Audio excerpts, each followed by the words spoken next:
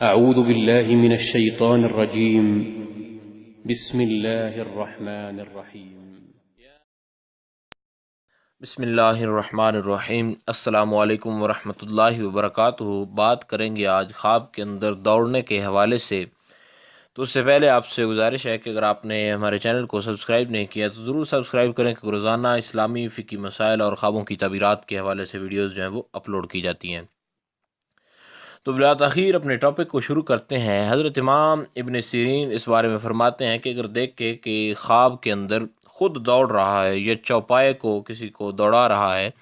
تو یہ اس بات کی دلیل ہے کہ ان قریب یہ سفر کو جائے گا، اور جس قدر زیادہ دوڑا ہے اسی قدر جو سفر ہے وہ لمبا ہوگا۔ اور اگر دیکھے کہ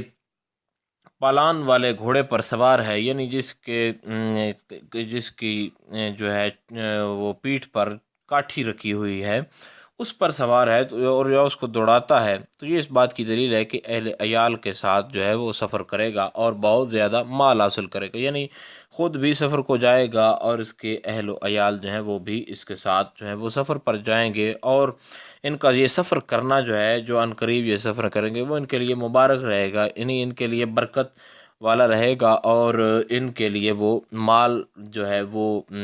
سفر جو ہے وہ ان کے لیے مال ثابت ہوگا، یعنی ان کا وہ سفر کرنا جو ہے، سفر پر جانا جو ہے، ان کو وہ مال حاصل ہوگا۔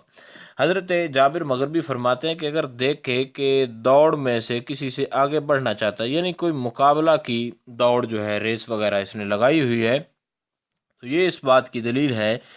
کہ کسی مال کی ہرس میں جو ہے دونوں ایک مال کو حاصل کرنے میں لگے ہوئے ہیں، اور ایک دوسرے سے ہرس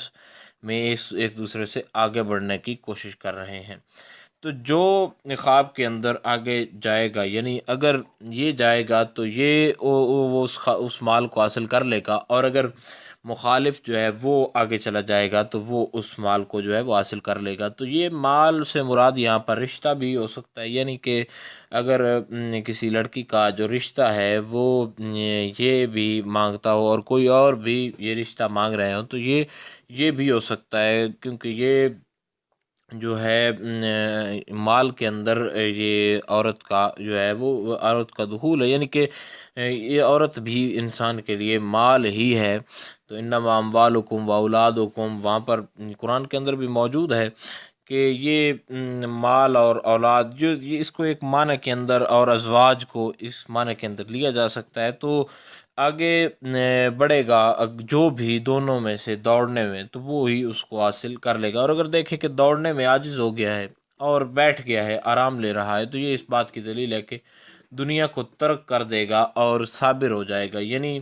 نیک کاموں کے اندر پھر یہ کوشش کرے گا۔ تو امید تو کی جا سکتی ہے کہ اس حوالے سے مکمل طور پر آپ کو سمجھ آ گئی ہوگی۔ پھر بھی اگر مزید کوئی مسئلہ ہو تو آپ نیچے کمنٹ میں پوچھ سکتے ہیں۔ السلام علیکم ورحمۃ اللہ وبرکاتہ۔